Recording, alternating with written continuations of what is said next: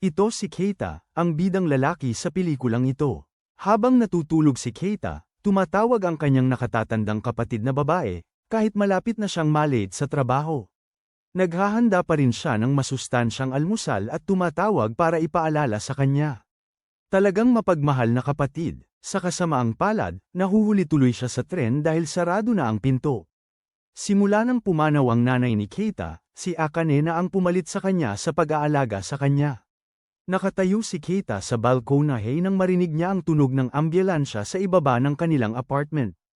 Lumabas siya para magtanong tungkol sa sitwasyon at sinabi sa kanya ng isang kapitbahay na matandang babae na nabangga ng kotse ang nanay ni Mayo. Pero sa buti na lang ay okay lang siya. Ang marinig ito ay parang nasaling ang lumang sugat ni Keita. Iniimbitahan ng kapitbahay si Keita na dumalaw paminsan-minsan dahil parang gustong-gusto siya ni Mayo.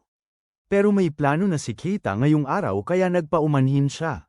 Habang nagbibisikleta si Keita papunta sa eskwelahan, nakasalubong niya si Yamada na late rin. Nakaramdam siya ng ginhawa dahil kung siya lang ang male late ay siguradong papagalitan siya ng guro. Pagdating nila sa silid-aralan, maayos na nagpaalam si Keita para makapasok, samantalang sinubukan ni Yamada na sumingit sa likod niya pero nahuli siya ng guro. Napansin nila na wala si Kesai ngayon dahil nagkasipon siya. Sa ibang lugar, isang babaeng kulay pula ang buhok ang lumabas mula sa isang aksidente sa sasakyan. Pagkatapos ng klase, inimbita ng mga kaibigan ni Keita na kumanta sa karaoke, pero tumanggi siya dahil kailangan daw niyang bantayan ang anak ng kapitbahay. Ang totoo, gusto lang mapag-isa ni Keita.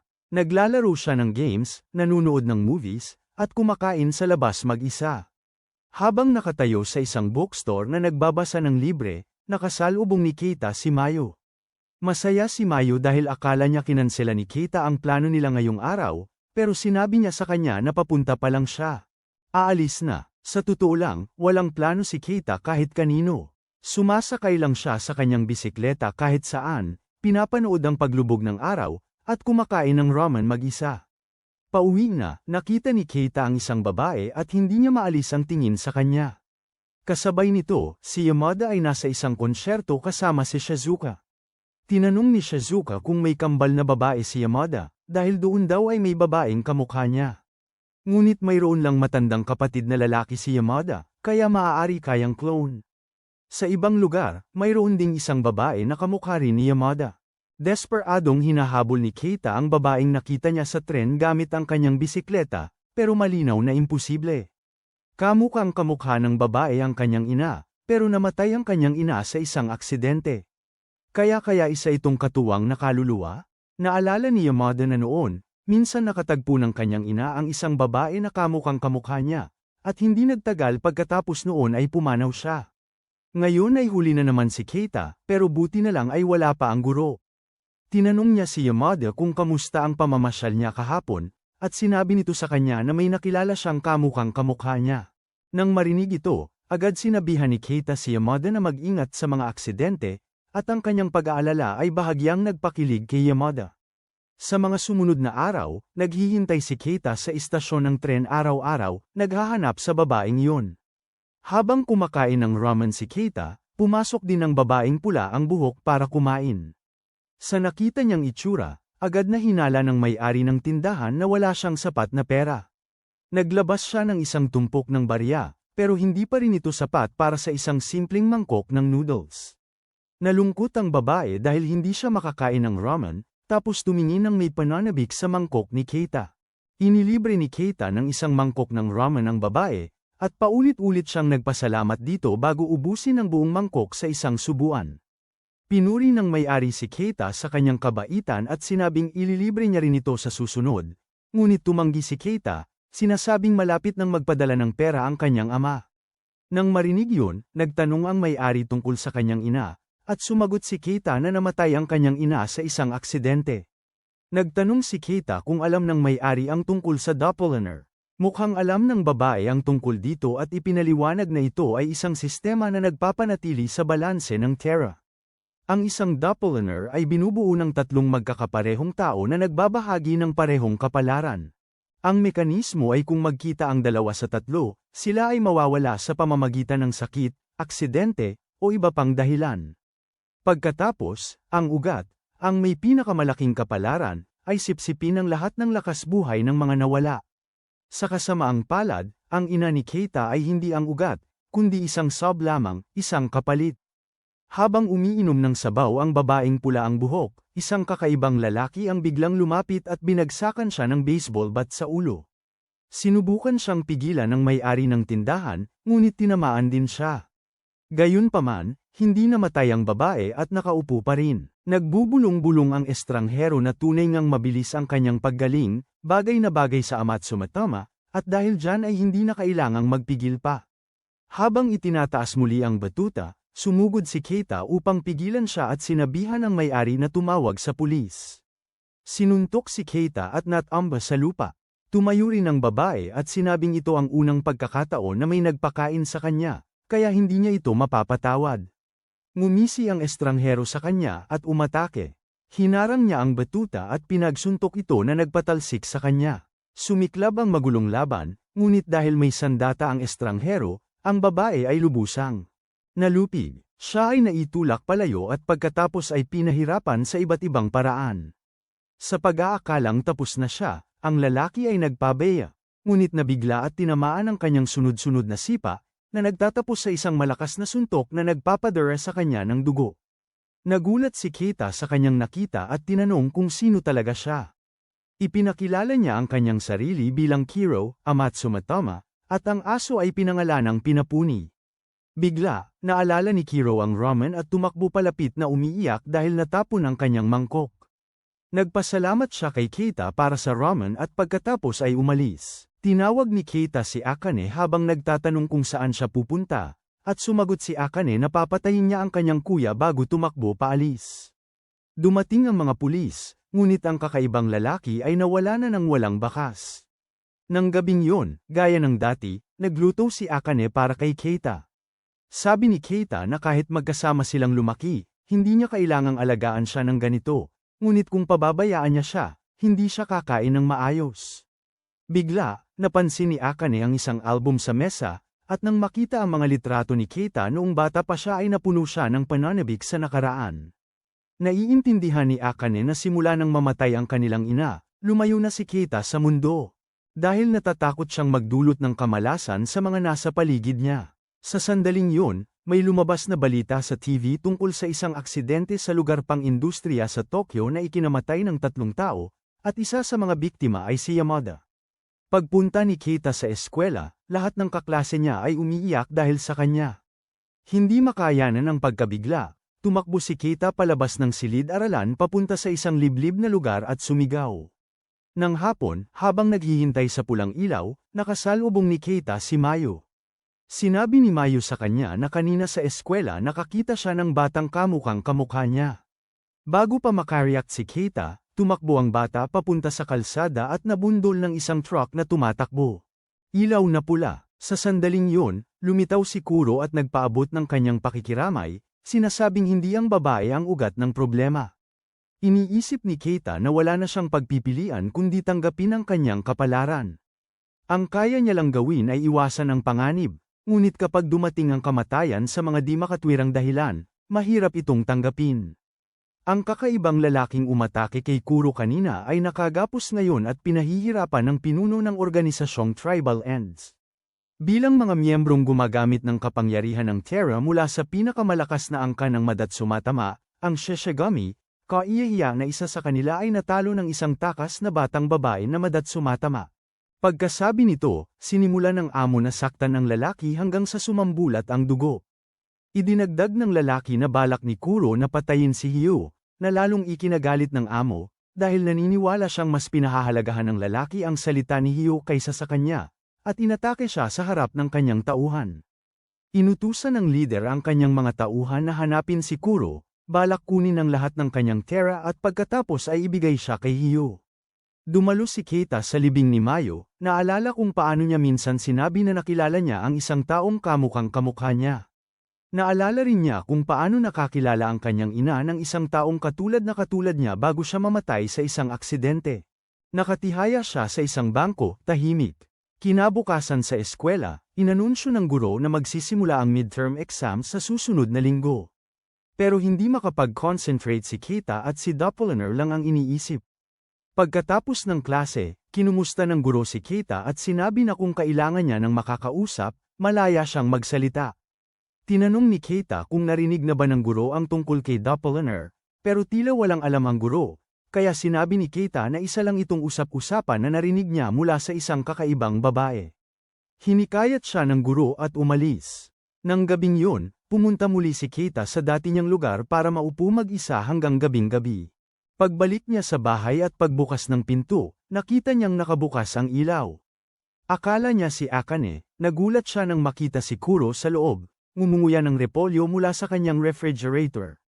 Akala ni Kuro na hindi dapat kainin ang repolyo at humingi siya ng paumanhin. Tinanong ni Keita kung bakit siya narito, at sinabi niyang gutom na gutom siya at naalala ng kanyang asong si Puni-Puni ang kanyang amoy, kaya dinala siya rito para maghanap ng pagkain. Sa sandaling yun, dumating si Akane galing sa pamimili. Ipinaliwanag niya na nakita niya si Kuro na walang malay sa may pintuan ni Keita at dinala niya ito sa loob. Magluluto si Akane at binigyan si Kuro ng mga onigiri habang naghihintay. Nalulungkot si Kuro dahil may mabait na kapatid si Keita, pero sabi ni Akane hindi niya tunay na kapatid. Si Keita, na tahimik lang kanina, biglang sinabi kay Kuro na umalis na ayaw niyang makipag-usap sa katulad niya. Pagkarinig nito, binitawan ni Kuro ang repolyo, nagpaumanhin sa pag-istorbo, at tumakbo palayo. Sinubukan siyang habulin ni Akane, pero pinigilan siya ni Keita at pinauwi rin si Akane, sinasabing kumain na siya sa labas. Pero, pagkaalis ni Akane, tinignan ni Keita ang bag galing convenience store sa kamay niya at tumakbo para hanapin si Kuro. Hinanap niya siya sa lahat ng dako at sa wakas ay natagpuan siyang nakaupo mag-isa sa isang parke. Sa ibang lugar, hinahanap ng mga tauhan ng organisasyon si Kuro, at balak ng pinuno na kumilos bago pa man niya maamoy si Kuro, isang dalisay na matatsumitama na may malinis at malakas na enerhiya. Samantala, masayang kumakain si Kuro ng onigiri kahit na pinalayas siya kanina. Tanong ulit ni Keita kung sino talaga siya, at inulit niyang ang pangalan niya ay Kuro, pero ang ibig sabihin ni Keita ay kung bakit alam niya ang tungkol sa Doppelganger at Rude. Sagot lang ni Kuro na dahil isa siyang matatsumitama na siyang mismong gusto ni Keita na maintindihan.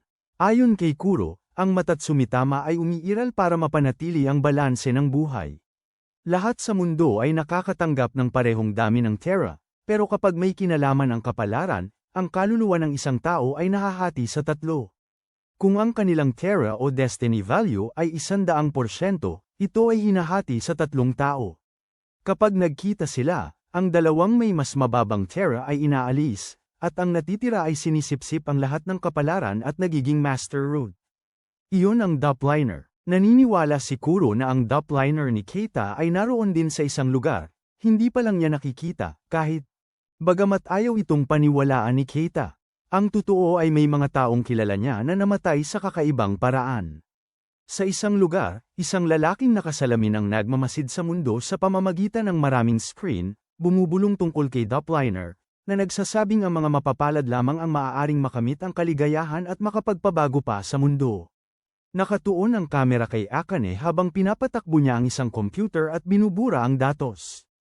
Pagkatapos kumain, nagpasalamat si Kuro kay Keita at Akane at naghanda ng umalis, ngunit sa sandaling yun, dumating ang mga masasamang loob at pinaligiran siya. Nagulat ang pinuno na ang isang taong tumalo sa isang kasapi ng angka ng Shishigami ay naglalabas ng ganoon kababang antas. Terra, ipinagyayabang niya na nakapatay na siya ng 4 na Maretsumatama at sinipsip ang lahat ng kanilang Terra, naglalayong maabot ang mas mataas na antas na hindi kayang abutin ng kahit sinong Maretsumatama. Sa pagkarinig sa kanyang pangangatwiran, nagalit si Kuro, at nag-isang kamay niyang tinalo ang lahat ng kanyang tauhan. Napagtanto ng amo na si Kuro ay hindi ordinaryong Maretsumatama at nagpasya siyang makialam. Ginamit niya ang Exceed para atakihin siya. Ang Exceed ay isang kasanayan na ginagamit ng mga tagapagbantay ng Terra sa labanan, at ang bawat tagapagbantay ay mayroon lamang isang ganoong kasanayan. Mapanganib ito kahit sa mga kakampi dahil sa labis na dami ng Terra na kinakain nito. Nagulat si Kuro na kaya niyang gumamit ng Exceed, at ipinaliwanag ng boss na sinipsip niya ang mataas na antas ng Terra mula sa Maretsumatama na tinalo niya. Napakalakas niya, Paulit-ulit na gumagamit ng mga di nakikitang atake ng Exceed na hindi maiwasan ni Kuro, kaya malubha siyang nasugatan, umuubo ng dugo, at punit-punit ang kanyang mga damit. Bagamat naririnig ni Kuro ang mga atake, hindi niya ito nakikita. Habang papalapit ang boss para tapusin siya, napansin niyang sinusubukang tawagan ni Keda ang pulis. Binaril niya ang telepono mula sa kamay ni Keda, pagkatapos ay pinaputukan siya diretso sa puso. Bumagsak si Keda, kumakalat ang dugo sa lahat ng dako, ipinipikit ang kanyang mga mata at tinatanggap ang nangyayari. Malapit nang muling makita ang kanyang ina. Sa pagkakita nito, nagpakawala si Kuro ng isang galit na atake na nagpalipad sa boss pataas at pagkatapos ay ibinagsak siya pababa. Dali-dali niyang niyakap si Keda at tumakbo sa isang lugar ng konstruksyon. Dahil walang ibang paraan para iligtas siya, isinagawa ni Kuro ang isang kasunduan upang ipagpalit ang kanyang puso sa puso ni Keda. Nagising si Keda at nakita ang isang kakaibang marka sa kanyang kamay at ang kanyang katawan ay natatakpan ng dugo. Habang ipapaliwanag na sana ni Kuro, muling lumitaw ang boss, sinasabing ang kasunduan ay bibilisan lamang ang kanyang pagbagsak. Walang humpay siyang umatake. Sa pagkakataong ito, nakikita ni Keda na may umaalimbukay at naririnig ang sumisipol na hangin, na pagtatanto na letigo ang armas ng amo. Nabasa ni Kuro ang atake at lumapit para sa malapitang laban, ngunit walang epekto ang kanyang mga suntok. Iginapos niya si Kuro, lumikha ng ipo-ipo at pinaglaruan siya na parang bola. Nang magsawa siya at balak na saktan si Kuro, biglang hinablat ni Kuro ang letigo ng hangin at tumapak sa cable ng kuryente, dinadala ang kuryente dito at ikinuryente siya. Sa sandaling yun, nagliwanag ang marka ng kontrata sa kanilang dalawa, at tila nagsanib ang kanilang mga kapangyarihan. Nagpakawala ng suntok si Kuro na tumama sa boss at bumagsak ito sa poste, tapos na ang laban. Agad pagkatapos, hindi na kinaya ni Keda at bumagsak. Mula noon, hinarap ni Keda ang isang tadhana na hindi na niya matatakasan. Napapanaginipan ni Keda ang nangyari noong nakaraang araw at nagising siyang bigla, nakikita pa rin ang mantsa ng dugo sa kanyang dibdib. Nakarinig siya ng ingay sa labas, lumabas siya at nakita si Kuro na nakaupo doon at kumakain ng instant noodles na hilaw. Nakaramdam ng ginhawa si Kuro dahil parang magkasundo ang puso nilang dalawa. Narinig niya ang doorbell at bubuksan na sana ang pinto, pero sinabi niya kay Keda na huwag siyang iwan sa mga susunod na araw, dahil maaaring mamatay ang puso niya kung lalayo ito sa orihinal na may-ari bago tuluyang maging isa sa katawan ni Keda. Itinaas ni Kuro ang damit niya para ipakita kay Keda na narito na ang puso niya, at sa sandaling iyon ay bumukas ang pinto at pumasok si Akin, at bahagyang namula siya sa nakita. Bagamat tila walang pakialam si Kuro, inanyayahan ni Akin si Kuro na kumain, at sinabi ni Kuro sa kanya kung paano sila ni Keda nagkaroon ng kasunduan sa pamamagitan ng pagpapalitan ng organo, bagamat ayon sa mga patakaran ay si Kuro lamang ang pinapayagang makipagkasundo sa isang napiling tao. Wala siyang ibang pagpipilian kundi gawin yun para iligtas si Keda. Ayon kay Kuro, kung makakamit nilang dalawa ang tunay na pagkakaisa, magkakaroon sila ng kakaibang kapangyarihan. Ang mga Moritsumatama ay may lakas at tibay na higit pa sa mga tao at nakatira sa ibang mundo. Maswerte raw si Kuro na naging maayos ang palitan ng puso nila ni Keda. Akala ni Akin ay nagbibiro si Kuro dahil hindi maaaring magpalitan ng puso, pero patunay na may mga peklat sila sa dibdib ni Keda at niya. Sinasabi ni Keda kay Kuro na tumigil na dahil lalo lang matatakot si Akin sa sasabihin niya. Kahit totoo na iniligtas ni Kuro ang buhay niya, lahat ng nangyari ay dahil din sa kanya. Naniniwala si Keda na kung hahayaan niya lang na magpatuloy ang mga bagay-bagay, sobra-sobra ang gagawin ni Kuro, kaya't nakikiusap siya na layuan siya at bumalik sa kanyang kwarto. Sa loob ng organisasyon, narinig ni Kiyo na natalo ang boss at inutusan ang kanyang mga tauhan na hanapin si Kuro, sinasabing sa wakas ay makikilala na niya ang kanyang nakababatang kapatid na babae. Habang naliligo si Kuro, nakatanggap ng tawag si Keda mula sa kanyang guro, na nagsabing nabalitaan niyang napasubo sa away ang isa sa kanyang mga estudyante at nahuli at nag-aalala siya. Sinabi ng guro na malapit siya sa bahay ni Keda at iniimbitahan siyang kumain ng sabay, pero tumanggi si Keda dahil may bisita siya sa bahay. Sakto namang tapos maligo si Kuro at lumabas na nakatapis lang ng tuwalya, na ikinapula ng mukha nilang dalawa. Habang hinihila siya ni Akin para magbihis at hindi pa rin maintindihan ni Kuro kung bakit kailangan pa niyang magbihis. Natulog na si Keda. Tanong ni Akin kung hindi ba napapagod si Kuro at bakit hindi siya nagpapahinga. Sabi ni Kuro gusto niyang matulog kasama si Keda, dahil kara-rating pa lang ng kanilang kontrata at hindi pa sapat na nagkakasundo ang kanilang kakayahan sa laban, at kapag hindi sila magkaisa, ang kanyang lakas ay unti-unting lumabo. Sabi niya gusto niyang maging isa kay Keda, na ikinapula ng todo ni Akin, at sabi ni Akin magpapalipas siya ng gabi para hindi sila payagang matulog ng magkasama. Kinaumagahan, dinala ni Akin si Kuro para bumili ng bagong damit dahil punit-punit na ang kanyang damit, at kailangan sumama ni Keda.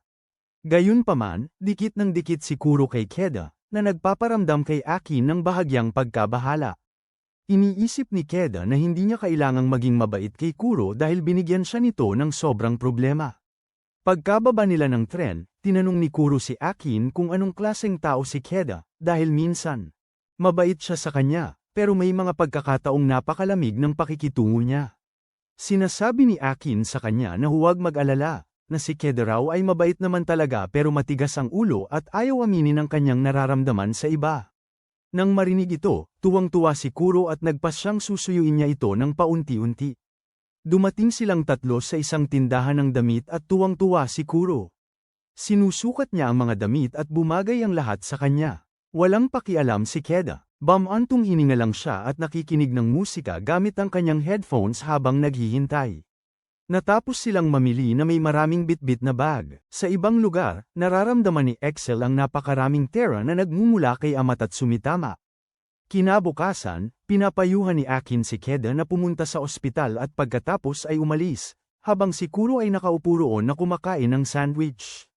Hindi pinansin ni Keda ang payo at nagpas siyang pumasok sa paaralan. Dahil walang doktor ang maniniwala na nagpalitan sila ng puso ng isang tao, sa kabila ng pagpupumilit ni Kuro na dapat silang magdikit.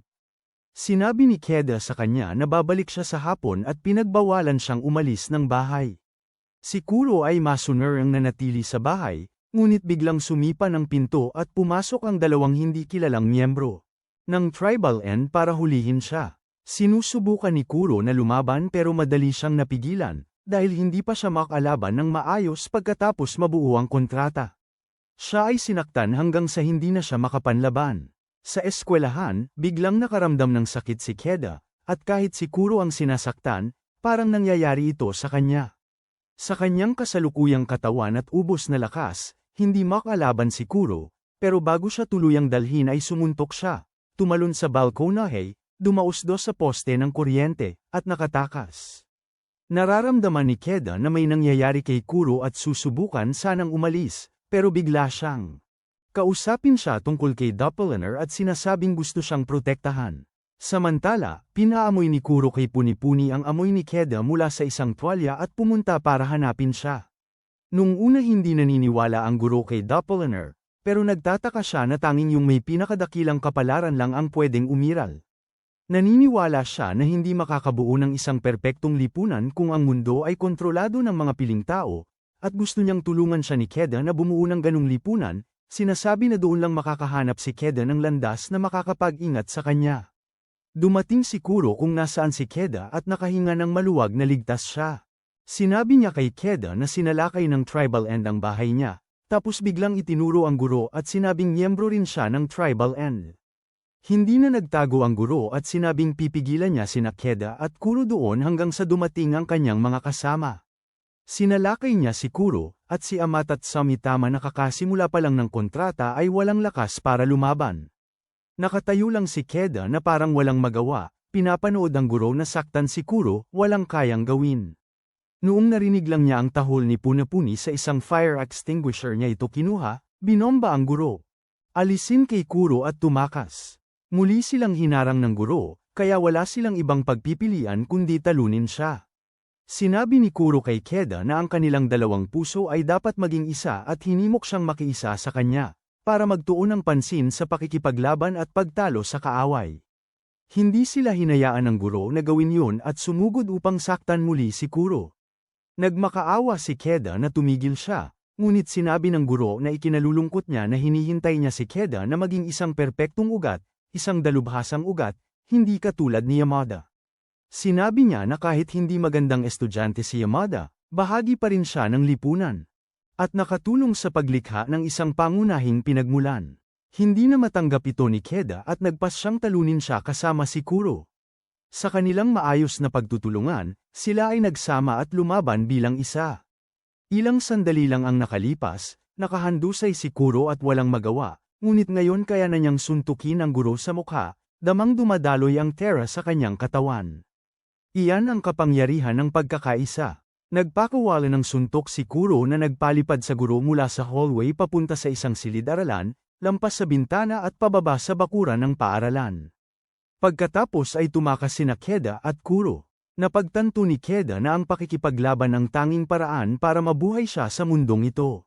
Kinabukasan, habang si Akane ay nasa trabaho, isang kakaibang lalaki ang dumating at hinawakan ang kanyang kamay. Siya ang lalaking kasama ni Excel, at natunto nila ang malaking senyales ng Terra sa lugar na ito. Gaya ng inaasahan, ang Terra ay nagmumula kay Akane. Gayunpaman, ang pagtayo niya doon na hawak ang kamay niya ay mukhang kainahinala, kaya nagkunwari si Excel na anak niya at hinikayat ang kanyang ama na mamili.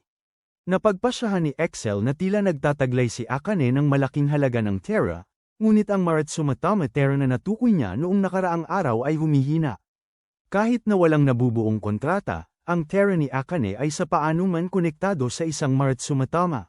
At kailangan pa nilang imbestigahan ng mas malalim. Sa sandaling yun, umaalis si Akane sa trabaho at sumasakay ng taxi, at agad na inuutusan ng lalaki ang driver na sundan siya. Si Keda at Kuro ay nasa isang restaurant. Iniisip ni Keda kung paano naging miyembro ng Tribal End ang kanyang guro, nang biglang sabihin ni Kuro na may nangyaring hindi maganda. Ngunit lumalabas na napakaraming putahe at hindi siya makapagdesisyon kung ano ang o-orderin. Sinabi ni Keda sa kanya na umorder siya ng kahit anong gusto niya. Dumating si Akane at nakipagkita sa kanila. Sa labas, ang guro na tinamaan ni Kuro ay dinala ng ambulansya, ngunit nang damilat siya, nagulat nang makita ang lalaking nasa harapan niya. Ang grupo ni Keda. Ikinwento ni Keda kay Akane ang nangyari sa eskwelahan, at pinayuhan siya nitong tumawag sa pulis, pero pinigilan siya ni Kuro, sinasabing mapanganib ang mga pulis. Akala ni Keda ay konektado ang pulis sa Tribal End, pero ipinaliwanag ni Kuro na mapanganib ang mga pulis dahil minsan na siyang hinabol ng mga ito matapos siyang magutom at kumain ng saging mula sa bahay ng isang tao at naiulat siya dahil sa pagnanakaw. Dahil hindi niya natakbuhan ang mga pulis, ikinulong siya, nagalit at sinuntok ang dingding, aksidenteng. Sinira ito at tumakas. Walang tigil kumain si Kuro at nagpapabili pa nga kay Akane ng ice cream pagkatapos, kaya nakakagulat na madali siyang alagaan. Iniisip ni Keda na hindi dapat sila makipag-ugnayan sa pulis, dahil walang maniniwala na humaharap siya sa mga kaaway na may kakaibang kapangyarihan. Nagsalita si Kuro, sinasabi na alam niya kung sino ang kanilang kalaban, ang kanyang nakatatandang kapatid. Naalala ni Keda na noong una niyang nakilala si Kuro, sinabi niyang papatayin niya ang kanyang kapatid. Ang mga humahabol sa kanila ay mga tauhan ng kanyang kapatid, at sigurado si Kuro na ang mga kakaibang pangyayari sa lungsod ay kagagawan niya. Sabi niya ang misyon nila ay puksain ang mga Maritsumatama na nakalimot sa kanilang responsibilidad at ang mga gumugulo sa balanse ng buhay. Sa kanilang pinagsamang lakas, walang makakatalo sa kanilang dalawa. Gusto ni Kuro na makipaglaban si Keda sa tabi niya, pero tumatanggi pa rin siya. Ayaw ni Keda na masangkot kay Kuro at naniniwalang dahil sa kanya kaya siya nagkaroon ng kamalasan, hindi makapag-aral, at hindi na rin makabalik sa bahay. Hinampas niya ang mesa sa galit at sinaman siya ng tingin ng ibang customer, kaya napaupo siyang muli. Sa labas, dumating sina Excel at ang lalaki sa restaurant pero nagpas siyang huwag munang kumilos. Sa ibang lugar, nakahiga ang guro sa isang higuan sa ospital, malapit nang ipapatay ni Hyu dahil sa pagkabigo sa kanyang misyon. Nang marinig na si Kuro ang Maritsumatama na tumalo sa kanya, binago ni Hyu ang kanyang plano at nagpas siyang gumawa ng kasunduan sa kanya, ngunit gusto muna niyang pahirapan siya sa pamamagitan ng pagsugat sa kanyang lalamunan. Sa Research Institute, ang lalaking may salamin na si Kiraki ay pumunta sa itaas na palapag para ipasa ang mga tala ng pulong para pirmahan ni Yuki. Patuloy niya itong inuutusan na hanapin ang kanyang sub, ngunit sinabi nitong hindi pa niya ito natatagpuan. Bumalik si Kiraki sa kanyang opisina at tahimik na binura ang imahe ni Akane mula sa mga surveillance camera. Nagulat na makita si Keda sa lugar na yun. Nang gabing yun, pagkatapos nilang kumain at bayaran ang napakamahal na bill, napansin ni Kuro na malungkot si Keda at sinabi niya na hindi nila maaaring kanselahin ang kontrata maliban kung isa sa kanila ang mamatay. Dagdag pa niya na sa ilang mga kaso kung saan nakikita ng Moritsuma Tama at ng kanilang mga kapareha ang isa't isa bilang mga kaaway, pagkatapos ng mahabang panahon na magkasama, nagkakaunawaan sila. Napansin naman ni Keda na nakaparada doon ang kotse ni Excel buong araw at hinawakan ng kamay ni Akane para tumakas sa ibang daan.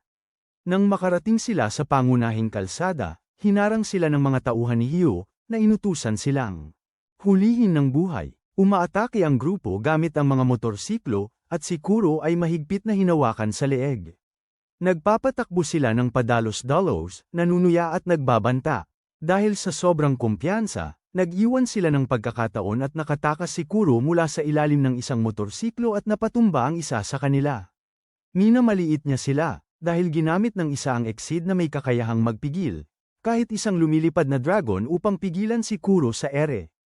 Pagkatapos ay binangga siya ng iba gamit ang kanilang mga motorsiklo. Hindi na makatiis si Keda at tinawag siya, at nagsimulang magningning ang mga marka sa mga kamay niya at ni Kuro. Habang sinusubukan niyang sumugod sa kanya, hinarang siya, dahil inutusan ng tribal end na alisin ang sinuman maliban kay Kuro.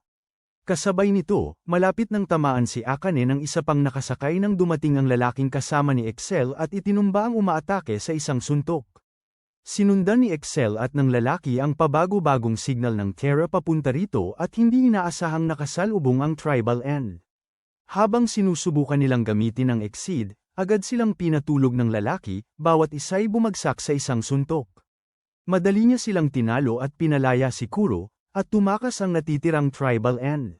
Napagtanto ni Keda na may kakaiba sa kanilang dalawa. Napansin din ni Excel na nakita ni Keda ang kanilang tunay na pagkatao agad at malinaw na hindi siya ordinaryo. Tinanong niya kung nakabuo na si Keda ng kontrata at naiintindihan kung ano siya, ngunit iniisip lamang ni Keda na siya ay tao. Napagtanto ni Kuro na ang dalawa ay mata't sumatama at magkapareha at napakalakas nila. Nakilala sila ni Akane bilang ang mga taong pumunta sa bangko kanina at gustong magpasalamat sa kanila, ngunit pinigilan siya ni Keda. Napagtantong sinusundan pala siya ng mga ito. Natutuwa si Excel na hindi mangmang si Keda, ngunit sinabi niyang hindi nila gustong magkita sa ganitong sitwasyon. Tinapak ng lalaki ang balikat ni Keda para magsalita, pero sinuntok siya ni Keda at sinabihan na umalis. Galit si Keda dahil kinaladkad nila si Akane sa panganib para lang hanapin sila. Ayaw nilang tanggapin yun, at sinabi ni Excel na ang pag-atake sa kanilang mata't sumatama ay katumbas ng paghamon sa kanila. Wala nang atrasan at kailangang maglaban ang dalawang panig. Kahit gaano pa kalakas ang kalaban, nagpasya si Kuro na protektahan ang kanyang kasamang si Keda, at nag-atakehan sina Keda at ang lalaki upang simulan ang isang napakahalagang laban. Inipon ni Kuro ang lahat ng kanyang lakas at sumugod para suntukin si Steiner, pero madali niya itong naharangan. Kinukuyog ito gamit ang isang kamay at kinukutsa ang ideya na ang isang taong kara-rating lamang sa kontrata ay maglalakas loob na lumaban sa kanya. Habang silang dalawa ay nasa gitna ng isang matinding labanan, si Excel ay kalmadong nakaupo roon at naglalaro, walang bahala. Humakbang paatras si Kuro, pagkatapos ay sumugod muli at nagpakawala ng mabilis na sunod-sunod na suntok kay Steiner, sa pagkakataong ito ay napakabilis kumilos kaya hindi siya nakakakilos, bago ibuhos ang lahat ng kanyang lakas sa isang suntok na nakatutok diretso sa kanyang baba. Iniisip ni Kuro na tuluyan na niyang napatumba si Steiner, ngunit bahagya lamang niyang iniikot ang kanyang leeg. Tinawag ni Steiner si Excel para bumuo ng kontrata, pero sabi ni Excel, kakabuo pa lang ng kina Kuro at Keda, at walang dahilan para matalo sila sa kanilang dalawa, kaya hindi kailangan bumuo ng kontrata ngayon. Pumayag si Steiner at agad na sumipa ng malakas kay Kuro, na bahagyang nakailag. Sumunod siya ng sunod-sunod na suntok na naging dahilan para hindi makalaban si Kuro. Ang lakas nito ay nakayupi pa ang lupa. Tinanong ni Excel kung bakit hindi sumama si Keda para iligtas si Kuro, sinasabi niya na hindi niya maintindihan kung bakit sasama si Kuro sa isang katulad niya, at sigurado siya na hindi nito nakumpleto ng maayos ang kanilang pag-iisa. Habang pinapanood si Kuro na pahirapan ni Steiner, naalala ni Keda na sinabi niyang poprotektahan niya ito, at tila may nagising sa loob niya. Tinawag ni Keda ang pangalan ni Kuro at parang napuno siya ng lakas, Sumugod pabalik para makawala sa atake. Tinanong ni Keda kung kaya nilang talunin si Steiner kung magsasama sila, at bagamat hindi sigurado si Kuro, sinabi niyang tataas ang kanyang lakas kung gagawin nila ito. Nagsama sina Keda at Kuro, at nakaramdam si Excel ng matinding takot na nagmumula sa kanila. Napagtanto na hindi nasayang ang paglalakbay na ito, naging tabla na ang laban. At wala na si Kuro sa dehado, kaya niyang labanan si Steiner ng harapan. Pero, nang sumubok siyang sumipa sa ere, hinuli siya ni Steiner at inihagis palayo. Napagtanto ni Keda na kahit hindi pa sila nag-isa, ang lakas ni Steiner ay higit pa sa kanila. Sinabi ni Kuro sa kanya na huwag mag-alala at panatilihin ang pag-iisa. Napagtanto niya na hindi nila siya matatalo sa ordinaryong atake, kaya inipon niya ang lahat ng takot ni Keda sa isang suntok. Napansin ito ni Excel, pero kalmadong naglakad pa rin si Steiner pasulong at tinamaan ang napakalakas na suntok ni Kuro, na nagpatalsik sa kanya. Tinanong ni Keda kung anong teknik ang ginamit niya, at sumagot si Excel na ito ay Exceed. Dagdag pa niya na ang Exceed na ginamit kanina ng Tribal Ends ay hindi tunay, kundi isang imitasyon lamang ng orihinal na Exceed ng Amatatsumitama. Ang tunay na Exceed ay isang atake na gumagamit ng lakas at sindak na nabubuo kapag nagkasama ang Amatatsumitama at ang kanilang nakakontratang partner. Nagulat si Excel na kaya ni Kuro gumamit ng napakalakas na Exceed kahit na ang kanyang nakakontrata ay isang tulad ni Keda. Pagkatapos, bumangon si Steiner at tumawa ng malupit, na sinasabing nagsisimula pa lamang ang laro. Hindi natitinag si Kuro, at ipinapatong ni Keda ang kanyang kamay sa kanyang puso upang bigyan siya ng lakas. Muling ginagamit ni Kuro ang Exceed at nagpakawala ng isang Mega X na suntok diretso kay Steiner, ngunit sa sandaling tumama ang suntok, tinamaan at napalayo si Kuro. Bumuo si Excel ng isang harang upang harangin ang atake, ang kanyang abilidad na tinatawag na Thousands. Ang Thousands ay mga bagay na nilikha ni Amatatsumitama noon pa man, na ginagamit sa pagtatanggol sa pamamagitan ng pagpalit ng takot ng gumagamit sa mga ito. Hindi maintindihan ni Kuro kung paano makakalikha ng kalasag ang isang Keisendong partner, at kinukutya siya ni Excel dahil sa kanyang kamangmangan. Pagkatapos, nagpasya sina Excel at Steiner na lumaban ng seryoso at isagawa ang unification. Gusto pa ring lumaban ni Kuro, pero nawalan na ng lakas si Keda dahil sa takot. Nabuwag ang kanilang pag-iisa, at bumagsak si Keda. Gayunpaman, hindi sila patatawarin ni Steiner at ginamit ang Exceed para maghati-hati sa maraming kopya. Sinabi ni Kuro kay Keda na tumakbo, pero kahit isang Steiner ay hindi niya kayang talunin ng walang pag-iisa, lalo na kung 5. Napaligiran si Kuro ng mga clone at walang awang pinagbubugbog ng walang kalaban-laban. Sinubukan ni Keda na sumugod para iligtas siya, pero pareho rin ang sinapit. Handa nang harapin ni Steiner ang dalawa dahil sa paghamon sa kanya, pero sumenya si Excel. Para tumigil dahil gusto niyang tanungin sina Kuro at Keda ng ilang katanungan. Umaasa si Excel na maiintindihan nila na siya at si Steiner ay tumutugon lamang sa pagiging hindi palagay na ipinakita ni Keda at Kuro. Pagkatapos, inaanyayahan niya sila sa kotse at pabalik sa apartment para mag-usap. Habang umiinom ng tsaa na gawa ni Ekina, ikinukwento ni Excel sa kanila ang tungkol sa alyansa ng mga grupong Amatatsumitama sa Europa na tinatawag na Noble One. Sina Steiner at Excel ay mga miyembro ng alyansang ito at responsable sa pagprotekta sa balanse ng buhay sa Europa. Ayon kay Excel, ang dahilan kung bakit sila pumunta sa Hapon ay dahil ang balanse ng buhay doon ay kamakailan lamang nagkaroon ng di pangkaraniwang pagbabago at nanganganib na bumagsak, na hindi pa nangyari kahit saan sa mundo. Ipinadala ng dakilang isa sina Steiner at Excel upang imbestigahan ang sanhi ng kaguluhang ito. Hinanap nila si Ekina dahil nagtataglay siya ng isang uri ng Terra na lubhang naiiba sa ordinaryong tao dahil sa pagiging malapit niya kay Amatatsumitama. Ayon sa pagkakaintindi ni Excel, ang kawalan ng balanse ay sanhi ng pagkakasangkot ni Amatatsumitama sa isang taong hindi nakabuo ng kasunduan. Iminumungkahi ng kanilang pagsusuri na ang anomalya na ito ay maaaring nagsimula sa isang pangyayaring naganap 7 taon na ang nakalipas sa Okinawa. Ipinakita ni Steiner ang mga litratong kuha ng isang miyembro ng Noble One na nag-iimbestiga sa Okinawa noong panahong yun. Nang makita ang litrato, nakilala ni Keda ang babae roon bilang kanyang ina, kahit na pumanaw na ito, kaya nagtataka siya kung siya rin ba ang babaeng nakita niya sa istasyon ng tren kanina. Napansin ni Eik-ina na ang litrato ay kuha kalahating taon bago namatay ang ina ni Keda at na ang lugar ay Okinawa, ang kanyang bayang sinilangan. Gayunpaman, hindi nila alam kung bakit siya naroon, dahil ang kumuha ng litrato ay pinatay ng mga nasa larawan. Nanatiling misteryo ang lahat, ngunit sigurado si Excel na ang lahat ay nagsimula pagkatapos ng Okinawa insidente, at ang pag-imbestiga nito ang kanilang misyon. Pagkatapos, naghanda ng umalis sina Excel at Steiner, at pinigilan sila ni Keda para tanungin kung ano ang dapat niyang gawin, dahil palagi siyang pinupuntirya ng tribal end.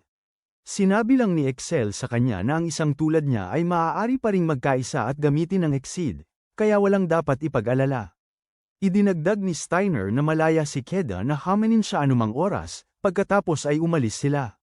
Bago umalis, nakipagpalitan ng impormasyon sa pakikipag-ugnayan si Excel kay Eik-ina.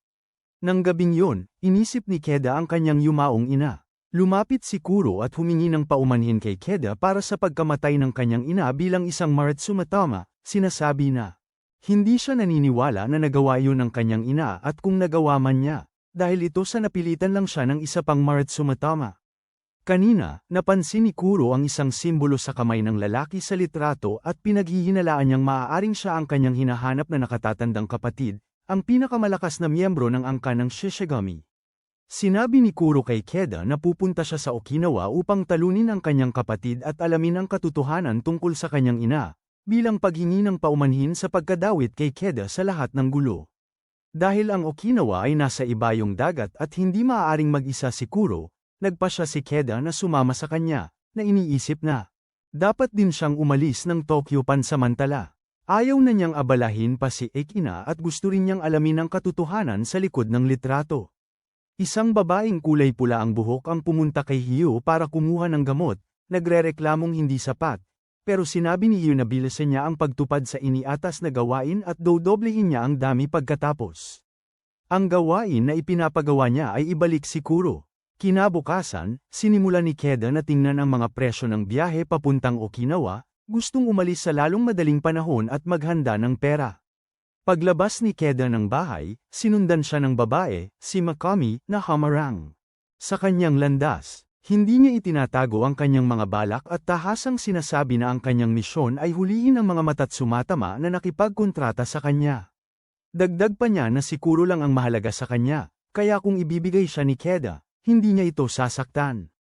Tumanggi si Keda at sinubukang tumakbo, ngunit bigla siyang sumugod at hinawakan ang leeg nito. Balik sa apartment, nararamdaman ni Kuro na nasa panganib si Keda at dali-daling lumabas, nabunggo si Aiken na pauwi galing sa pamimili. Sinabi ni Kuro kay Aiken na nanganganib si Keda, at sa sandaling yun ay nakatanggap ng tawag si Aiken mula sa. Ibinunyag ni Keda na dinukot siya ng babae at pinipilit si Kuro na magpakita.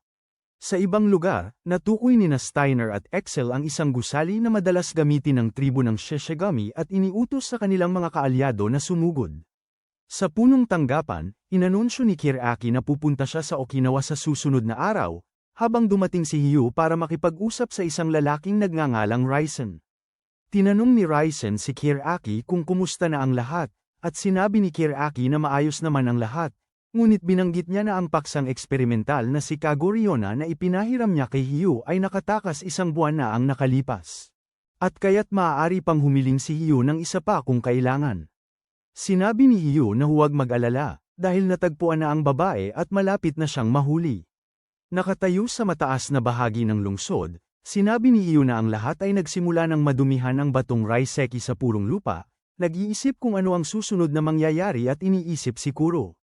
Samantala, nilipol ni Steiner at ng kanyang pangkat ang mga natitirang tribo. Biglang nakita ni Steiner ang isang bante ng mga bangkay ng Matatsumatama, at tinawag siya ni Excel sa isang silid kung saan natagpuan nila ang isang sistema na gumagamit ng mga batong Raiseki para sipsipin ang lahat ng Terra mula sa Matatsumatama. Para wakasan ang mga tribo. Napagtanto ni Excel na mas mapanganib ang angka ng Shishigami kaysa sa inaakala niya. Dinala ni Makami si Keda sa kanyang bahay para mag-usap, habang sina Kuro at Akane ay papunta na. Sabi ni Makami, si Kuro lang ang target niya at hindi sasaktan si Keda kung makikipagtulungan ito. Ipinaliwanag niya na kabilang siya sa angka ng Jinko na nagmamahal sa kalayaan, hindi sa Shishigami, at ang relasyon niya sa Shishigami ay negosyo lamang. Tinanong ni Mikami kung bakit makikipagkontrata si Keda sa isang Matatsumatama gayong sub lang siya, ayon sa mga patakaran ng Dopliner. Kung matugunan ni Keda ang kanyang ruta, masasamsam ang lahat ng kanyang Terra.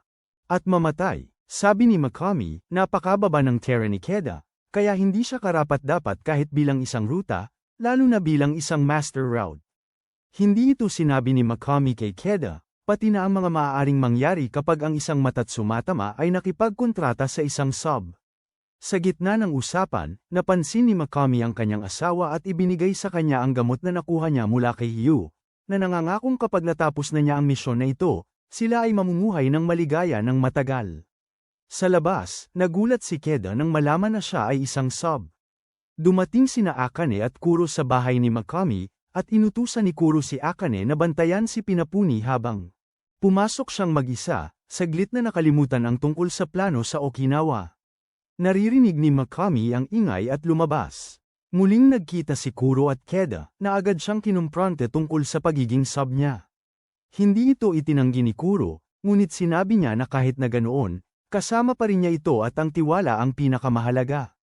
Narinig ito ni Mikami at tumawa, sinasabing ipinagbabawal ang pagbuo ng kontrata sa isang sub. Mas mataas ang Terra, mas mabuti, kaya ang partner ay dapat isang master route. Direktang sinabi ni Mikami na mamamatay ang isang sub dahil sa Terra na kailangan para sa pag-iisa. Lum Abyss ay sobra para sa kanilang katawan, na nagdudulot ng mabilis na pagtanda o maging kamatayan. Ayaw maniwala ni Kuro, pero lumabas ang asawa ni Mikami, si Shingo, kasama si Akane at kinumpirma ito, dahil siya mismo ay isang halimbawa. Gumawa siya ng kontrata sa kanyang asawang Matatsumatama kahit na siya ay isang sub, at kahit na nasa 30s pa lamang siya. Mukha na siyang isang matandang naghihingalo. Humingi ng tawad si Kuro kay Keda, sinasabing hindi niya talaga alam, pero hindi matanggap ni Mikami at sinuntok si Kuro, dahilan para tumalsik siya sa bakuran. Ipinahayag ni Mikami na tinatrato ni Kuro ang mga tao bilang mga gamit lamang para sa laban at na ngayon ay sirain ang kontrata sa pamamagitan ng pagpatay kay Kuro. Inaatake niya si Kuro habang nanunood sina Shingo at Keda. Sabi ni Shingo na ang pagkakita sa determinasyon ng kanyang asawa sa pakikipaglaban ay nagpasya siyang suportahan siya. Kahit bilang isang sub, gusto niyang mamatay sa laban, kahit na ayaw ng kanyang asawa na umasa sa kanyang kapangyarihan. Tanong ni Shingo kay Keda kung bakit hindi niya tinutulungan ang kanyang partner at kung talagang wala siyang pakialam kung mabuhay o mamatay ito. Naalala ni Keda ang mga taong nawala sa kanya at natatakot na baka mamatay si Kuro dahil sa kanya. Si Kuro ay hindi na talaga makabawi at bagbog sarado. Wala nang lakas ang kanyang suntok, ngunit bigla na lamang nagliwanag ang marka sa kanyang kamay at lumakas ang kanyang suntok, na nagpalipad kay Mikami. Nakipag-isa si Keda kay Kuro at nagpas siyang lumaban hanggang sa huli. Tumanggi ring tumigil si Shingo at iginigiit na tulungan ang kanyang asawa sa kabila ng kanyang pagtutol. Sumugod si Kuro pasulong para sumuntok, ngunit hindi nasaktan si Mikami dahil nakipag-isa siya kay Shingo. Gumamit si Mikami ng Exceed para itaboy si Kuro, nagsisimula ng hami na si Keda, at kung magtatagal ang laban, mapapahamak sila ni Shingo, kaya parehong layunin ni Kuro at Mikami na tapusin na ito sa pamamagitan ng isang malakas na suntok. Nagmadali silang sumugod sa isa't isa, at natamba si Kuro at napigilan sa lupa ni Mikami, na ang Exceed ay nagpapalakas sa kanyang katawan sa pamamagitan ng pagpapadami ng densidad nito, na nagbibigay ng napakalaking atake at depensa. Paulit-ulit na sinuntok ni Mikami si Kuro habang ang katawan ni Shingo ay umabot na sa kanyang limitasyon. Hinimok ni Keda si Kuro na gamitin ang Exceed para iligtas ang kanyang sarili, ngunit isang beses lamang niya ito magagamit at hindi maaaring magpadalos-dalos. Nang itaas ni Mikami ang kanyang braso para gamitin ang Exceed, sinamantala ni Kuro ang pagkakataon at tinamaan ang kanyang baba gamit ang Mega X. Hindi na makayanan ni Shingo at umubo ng dugo, habang nakangiti namang nagbigay si Mikami ng isang huling suntok diretso kay Kuro na nag-iwan sa kanya na hindi gumagalaw. Nagagalak si Mikami sa kanilang tagumpay, ngunit paglingon niya, pumanaw na si Shingo na may ngiti, natupad ang kanyang hiling na lumaban hanggang sa huli kasama ang kanyang asawa. Sa ilalim ng malakas na ulan, niyayakap ni Mikami ang katawan ng kanyang pumanaw na asawa at tinatawag ang kanyang pangalan sa labis na kalungkutan, kaya napunta rin si Aikane sa Okinawa kasama sina Kuro at Keda. Nag-focus si Kuro sa pagkain ng marami para lumakas upang talunin ang kanyang kapatid.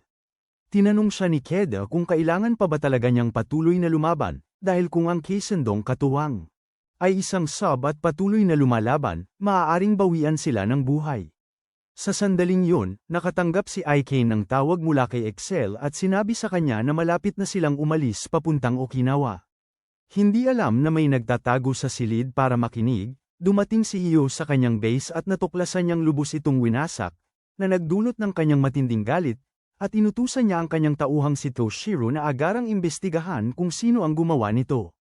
Kinabukasan, inihatid ni Aikane ang lahat sa Okinawa, at habang dumadaan sa isang kalsada, nakasalubong nila ang isang lalaki at isang babaeng hinahabol ng mga miyembro ng Tribal End. Si Riona, ang babaeng bughawang buhok, ay natamban ng ihagis ng isa sa kanila ang isang kadena na tumama sa kanyang binti.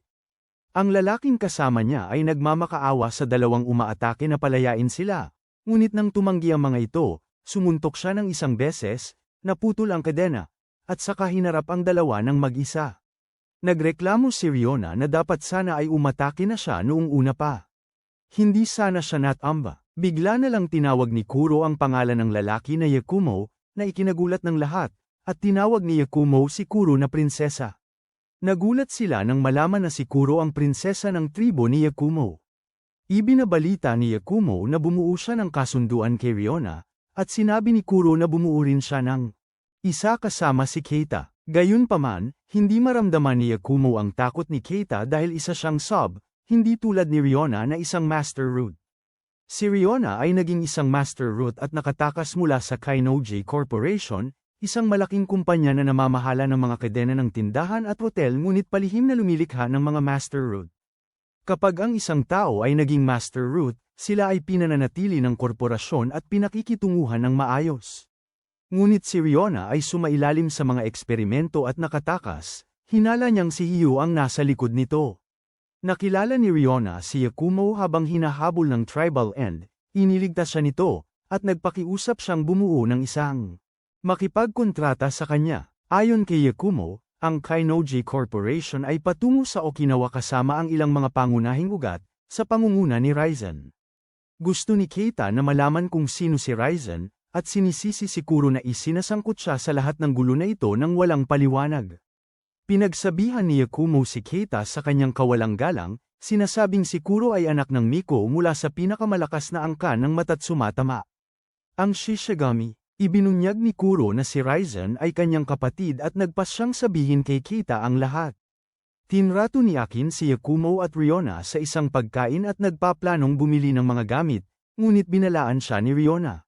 Huwag pumunta sa K-On Marts dahil may mga surveillance camera doon ang Kainoji Corporation.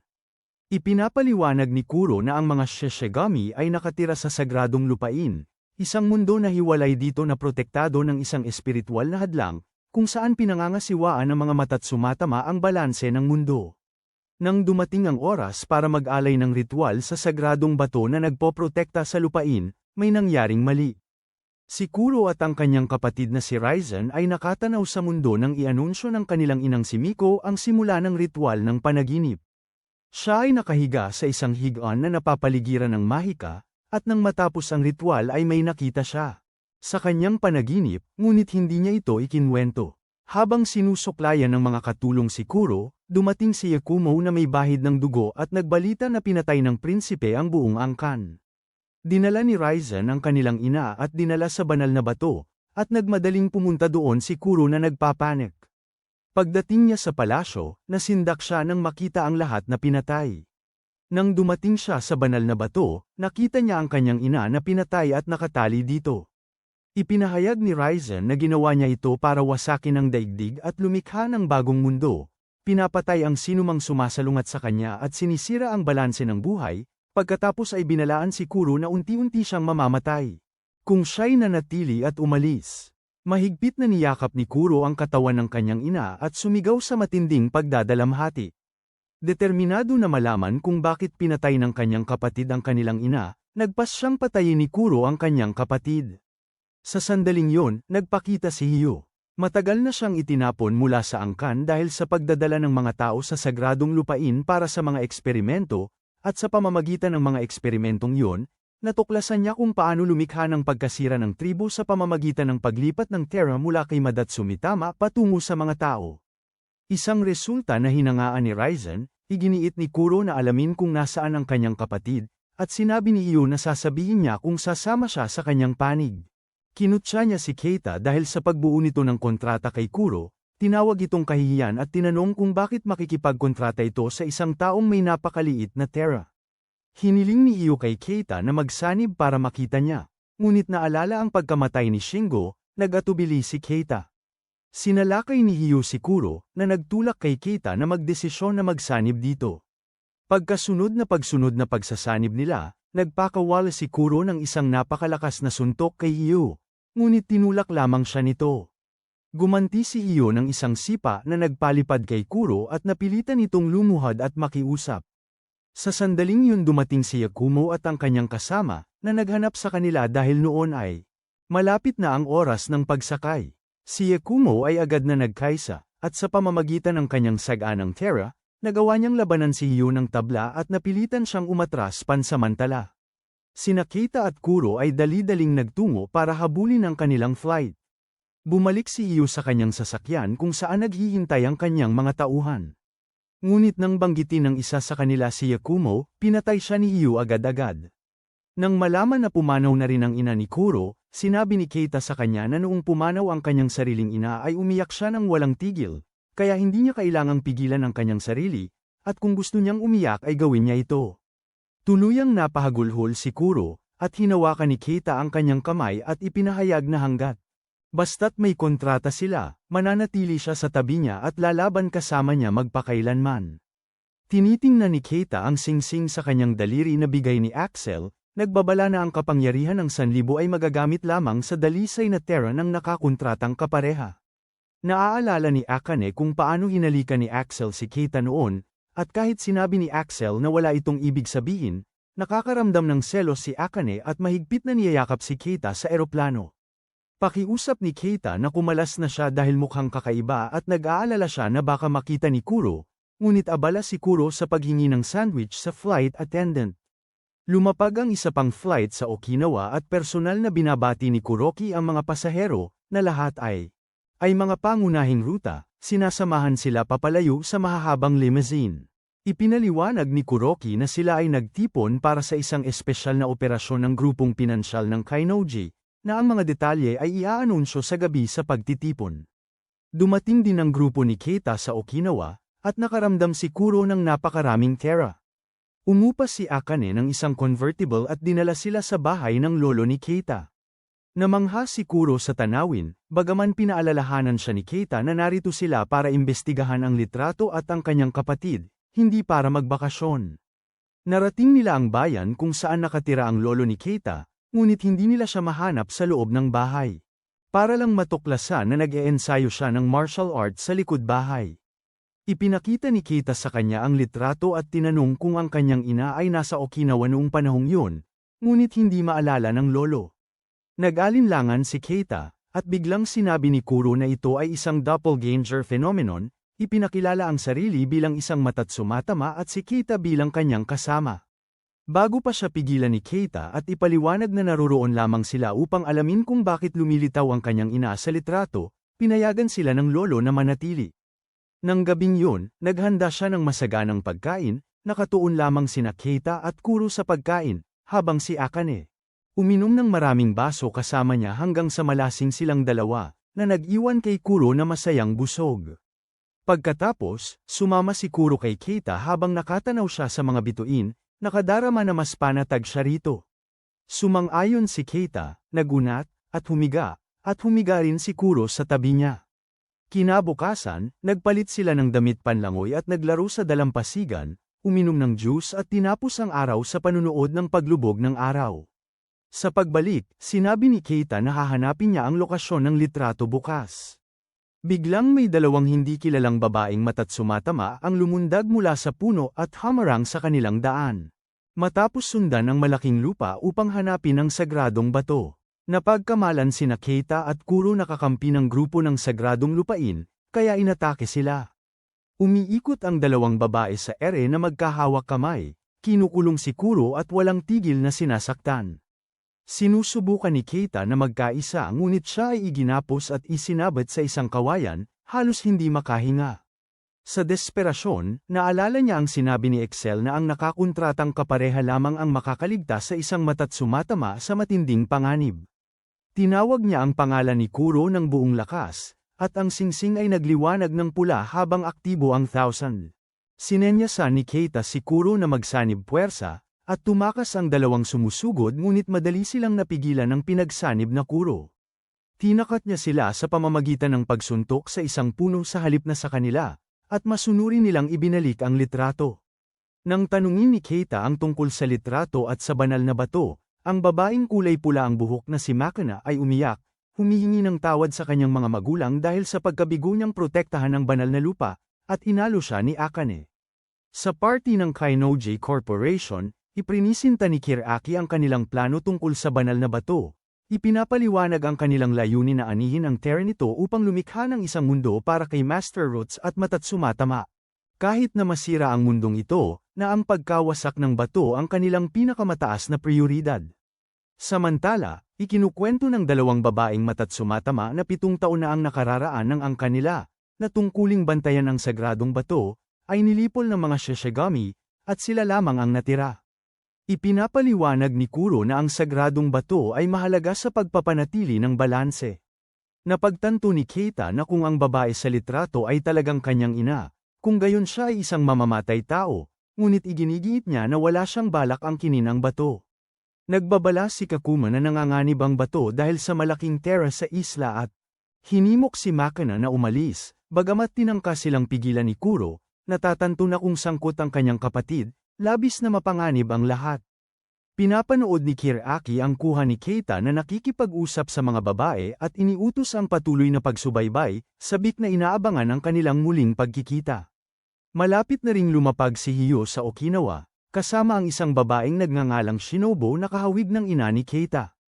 Nagsisimulang mainip ang isang babaeng nagngangalang Yuki dahil hindi pa rin niya nakikita ang kanyang sob.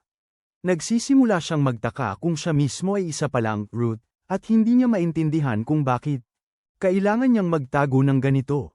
Malumanay siyang inaaliw ni Raizen, sinasabing dahil mahal siya ng chairman, pero naniniwala si Yuki na kasinungalingan lang yun at iniisip niyang ikinukulong lang siya ng kanyang ama dahil hindi pa siya nagiging Master Root. Lahat ng ibang kapatid ni Yuki ay naging Master Root na at nagmana na ng kumpanya. Gusto ni Yuki na mahanap na nila agad ang kanyang sub para maging Master Root na siya, gawing nangungunang financial conglomerate sa buong mundo ang Kainoji Group, at ipakita sa kanyang ama at sa lahat na kaya niya.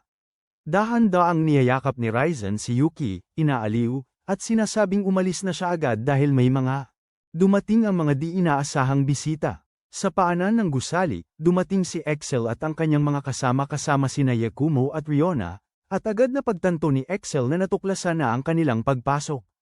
Gaya ng inaasahan, sa sandaling pumasok sila, umilo ang mga ilaw at lumitaw ang isang grupo ng mga nakaitim na damit upang palibutan sila. Gayunpaman, nagawang pabagsakin ni Steiner at ng isang lalaking blonde ang 5 kalaban sa isang suntok, kaya tila hindi naman ito gaanong problema. Iniwan nila ang lugar sa kanilang mga tauhan at nagtungo sa pinakamataas na palapag. Sa loob, naghihintay na si Raizen sa kanila. Isang Maritsumatama na dapat sana ay nagtatanggol sa balanse ng mundo ang sa halip ay ginulo ang daloy ng Terra. Kaya walang balak si Steiner na patawarin si Raizen. Hinihiling ni Steiner na ipaliwanag ni Raizen ang lahat, kasama na ang kanyang layunin sa pagsali kay Kainoji at paglikha ng mga Master Roots.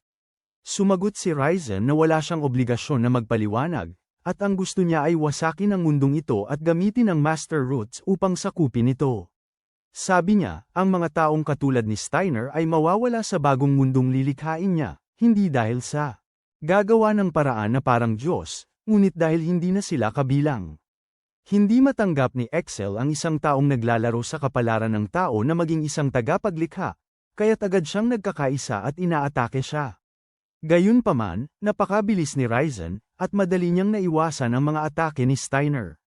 Iginigiit ni Steiner na harapin niya ito sa laban imbes na umiwas ng umiwas, at tumugon si Ryzen sa pamamagitan ng isang napakalakas na suntok na sumisira sa lahat kahit na hindi pa siya ganap na nagkakaisa. Sa kabutihang palad, nagawa ni Excel na ilabas ang Hexawall sa oras upang harangin ang atake. Inutusan ni Ryzen ang kanyang mga tauhan na pigilan sila habang sumasakay siya sa isang helicopter upang makatakas. Nagsanib puwersa sina Yakumo at Riona upang sumali sa laban, talunin ang mga tauhan ni Ryzen, ngunit mas marami pa ang dumarating, kaya gumamit si Steiner ng mga clone ng Exceed upang harapin sila. Pagdating nila sa rooftop, nakaalis na ang helicopter ni Ryzen, pero at least natukoy na nila ang nasa likod ng abnormal na Terra. Dinala si Yuki sa ibang lugar sakay ng kotse, ang tanging hiling niya ngayon ay maging isang master route sa lalong madaling panahon upang makabuo siya ng kontrata kay Ryzen. Unti-unting nabubunyag ang mga sikreto ng grupong Kainoji, dahil dati ring nag-apply si Kiraki na sumali sa grupo at nagmungkahi ng pananaliksik tungkol sa doppelganger phenomena. Matapos malaman na namatay ang ina ni Keita matapos makatagpo ng isang taong kamukha niya, nag-imbestiga si Kiraki at natuklasan na sa mga magkamukha, dalawa ang mamamatay. Iminungkahi niyang isama ang huling nakaligtas sa grupo at palawakin ang sistema ng pagbabantay sa lahat ng sangay nito para maghanap ng mga taong may magkakatulad na mukha, at mula noon ay sinuportahan si Kiraki na maging isang master root.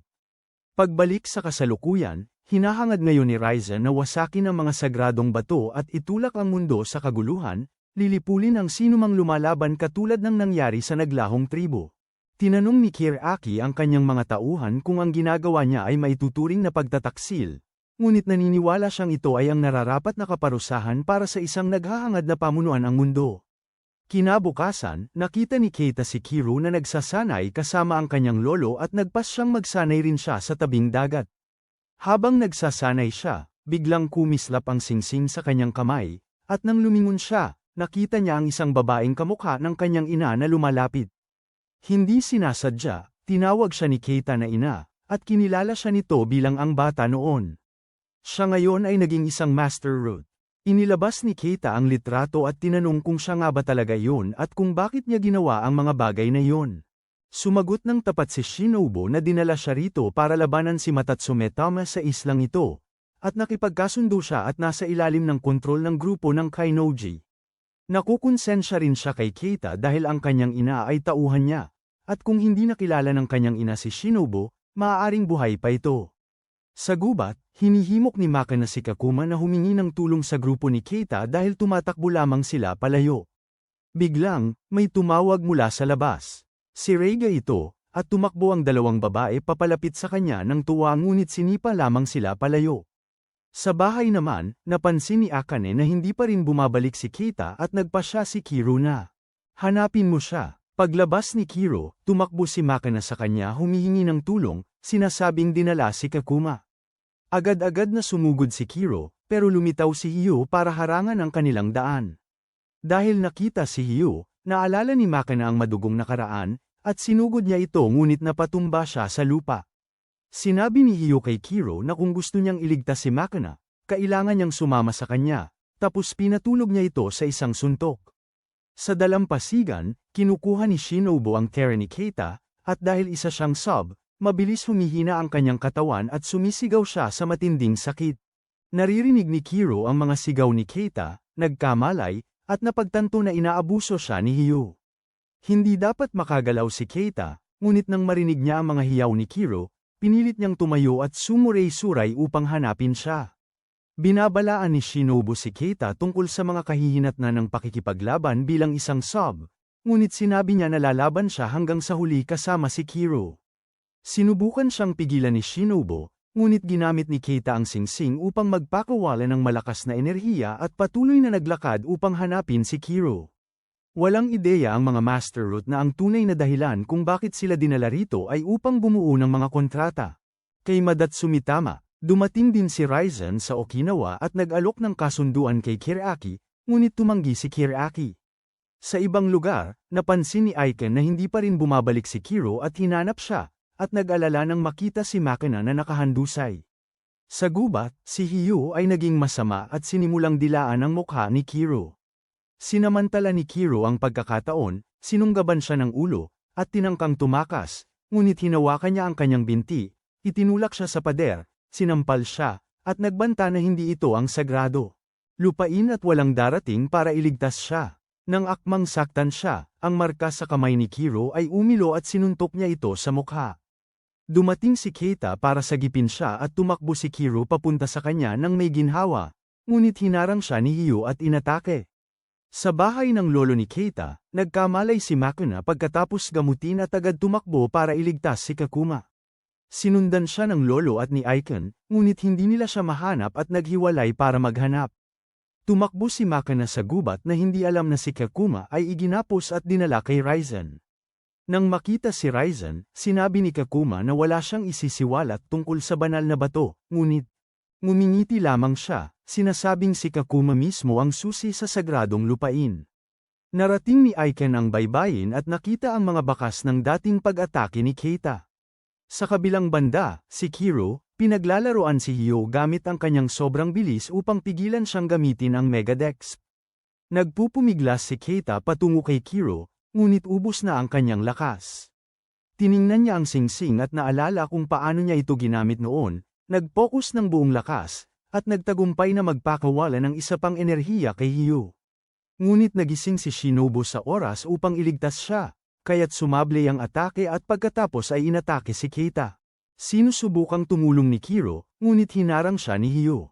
Pagkatapos, nagkaisa si Shinobu kay Hyo, at ginamit niya ang Exceed para kontrolin ang tubig sa paligid at ipaputok ito bilang mga bala kay Kiro, tapos ginawa itong mga matutulis na yelo at pinakawalan sa kanya, na idinikit siya sa dingding. Patuloy na sinisipsip ni Shinobu ang Terra ni Keita, na naglalantad na hindi siya isang Master Root, kundi isang Minus Root. Ayon sa mga patakaran ng Doppler, ang isang root at dalawang sub ay may pinagsasaluhang kapalaran, at sinisipsip ng root ang Terra ng dalawang sub para maging Master Root. Ngunit kung ang Loika ay nabaluktot at ang huling nakaligtas ay isang sub, ang sinipsip na Terra ay nagiging negatibo. Lumilikha ng isang minus root. Ibig sabihin, si Shinobu ay isang sub katulad ni Keita na pumatay sa ina ni Keita at naging minus root. Alam niya na sa pagpatay lamang sa root siya makakatakas sa pagiging sub, kaya sinundan niya si Hyo, gumawa ng kontrata sa kanya, at tinulungan siya nitong hanapin ang root. Ang pagkamatay ng ina ni Keita ay isinagawa ni Shinobu at Hyo, hindi dahil isa siyang sub, kaya naging minus root si Shinobu. Sa ibang lugar, napagpasyahan ng lolo ni Keita at ni Akane na tumawag sa pulis. Ngunit dumating si Kiruki at nakilala si Akane, sinasabing dadalhin niya ito kay Keita, na naroroon na. Ipinapaliwanag ni Shinobu na pagkatapos niyang patayin ang ugat at sanga, muli siyang isinilang bilang isang nilalang na kayang sumipsip ng Terra at kapalaran. Galit na tinatangkang lumaban ni Keita, pero hindi niya kaya, dahil ang isang minus root ay humihigop ng Terra mula sa mga nakapaligid sa kanila, na lumilikha ng isang walang kamatayang kasunduan. Dahil hindi makapag-isa, walang magawa si Kiro habang pinapalamig ni Hyo ang dugo sa katawan niya gamit ang Exceed at sinasaktan siya sa harap mismo ni Keita. Sabi ni Shinobu, lagi na siyang namuhay sa kasawian, tapos nakilala niya si Hyo at nalaman ang tungkol sa Doppler at naghinanakit ng malaman na may kamukha siyang masayang namumuhay habang siya'y nagdurusa, kaya naman. Piniling baguhin ang kanyang kapalaran sa pamamagitan ng pagpatay sa ugat. Tinanong niya si Keita kung gusto rin niyang patayin ang ugat para baguhin ang kanyang kapalaran, nag-aalok na iligtas siya at ipagawa kay Hyo na gawin siyang isang minus root, pero tinanggihan ito ni Keita, sinasabing hindi yun kaligayahan kahit na sinasabi niyang nakamit niya ang kaligayahan at buhay. Galit na galit, inatake ni Shinobu si Keita, pero sinuntok siya nito at tumakbo kay Kiro para magkaisa. Dahil pinalakas ni Keita, nakawala si Kiro kay Hyo at nagkaisa sa kabila ng sobrang babang natitirang Terra ni Keita. Ipinahayag ni Kiro na kung hindi nag-iral si Hyo, hindi sana naging ganito katindi ang kinahinatnan ni Shinobu. Kung wala ang root at hindi sana namatay ang nanay ni Keita. Sinisisi niya si Hyo, na pinagtatawanan siya, dahil naniniwala itong hindi na niya magagamit ang Exceed, pero ibinuhos ni Keita ang lahat ng natitirang lakas niya sa kanya, kaya nakapaglabas siya ng Mega X na mas malakas kaysa dati. Pinatamaan niya si Hyo sa ilang malalaking bato habang kumikinang ang katawan ni Shinobu at sumisigaw siya sa sakit. Bumagsak si Keita at sinalo siya ni Kiro, nagtataka kung bakit ang dami niyang Terra, at ipinaliwanag niyang natutunan niyang ipunin ang lahat ng kanyang Terra sa isang punto gamit ang Pau Senador. Si Shinobu, lumuluha, ay umaabot, nagdadalamhati na ang gusto lang niya ay kaligayahan, at pagkatapos ay ang datang marka sa kanyang kamay ay kumukupas at siya'y namamatay na dilat pa rin ang mga mata. Ipinikit ni Keita ang kanyang mga mata at nag-isip tungkol sa negatibong mga ugat at kung ano ang pipiliin niya kung haharapin niya ang ganoong kapalaran. Pagkatapos ay niyakap ang kanyang katawan at umiyak, isinusumpa ang pag-iral ng doppelganger. Si Hyu, na buhay pa, ay nagagalak na ipagpatuloy ang kanyang baluktot na laro kay Kiro. Paglabas ni Keita sa yungib, naghihintay si Kuraki, inalis ang kanyang salamin upang batiin siya, at sinabing naghihintay si Akane sa kanyang villa. Nakita ang kanyang mukha, nakilala ni Keita ang kanyang dating matalik na kaibigan na si Sawamura, pagkatapos ay biglang umubo. Dumura ng dugo at nawala ng malay mismo sa harap ng mga mata ni Kuraki. Naalala ni Keita ang tagpo noong araw na yun nang pumasok siya sa klase at natuklasang namatay si Kuraki sa isang aksidente. Pagkagising niya, natagpuan ni Keita ang kanyang sarili na nakahiga sa isang kama sa ospital sa loob ng villa ni Kuraki. Tinanong niya kung si Kuraki ba talaga si Sawamura, at nagpakilala si Kuraki bilang ang isa na di umano'y namatay noon. Ngayon ay nagtatrabaho para sa angkan ng Shishigami sa ilalim ni Raizen sa ilalim ng pangalang Kuraki. Sinabi ni Kuraki na gusto niyang protektahan si Keita at alam niyang isa lamang sub si Keita na nakabuo ng kontrata kay Amatsume Tama. Ipinaliwanag ni Kuraki na kung hindi sila makakahanap ng solusyon, mamamatay si Keita, at iminungkahi niya na makipagtulungan si Keita sa kanya. Ikinagalit ito ni Kiro dahil iniisip niya na sinusubukan ni Kuraki na kunin si Keita sa angka ng Shishigami, ngunit nilinaw ni Kuraki na gusto niyang makatrabaho ni Keita siya mismo, hindi ang Shishigami, at handa na niya ang plano para kalabanin si Raizen. Naguluhan si Keita nang malaman na buhay pa ang kanyang kaibigan, at ipinaliwanag ni Kuraki na noong siya pa si Sawamura, napagtanto na niya ang pag-iral ng Amatsume Tama at ang doppelganger. Prinsipyo, nakilala ni Sawamura si Raizen, na pinuri siya at gustong magtrabaho siya sa ilalim niya, pero alam ni Sawamura na kung bigla siyang mawawala, maghahinala ang mga tao. Habang pinag-iisipan niya ang gagawin, namatay ang kanyang sub na si Kuraki sa isang aksidente at napagkamalang si Sawamura, kaya nagawang magpatuloy sa buhay si Sawamura sa ilalim ng pangalang Kuraki.